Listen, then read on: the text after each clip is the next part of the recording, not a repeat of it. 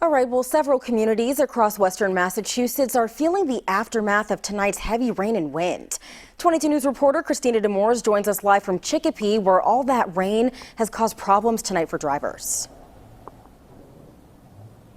Ciara, this is another storm this year that has caused power outages and some tree damage in western Massachusetts. And the flooding of streets is what is being reported in some towns after the heavy rains came through here. It is advised to avoid flooded areas with your car and to turn around and don't drown. The Northampton Police Department told 22 News that parts of Main Street, Elm Street, and North Street were also experiencing flooding. Northampton has also had some power outages earlier this evening, according to Eversource.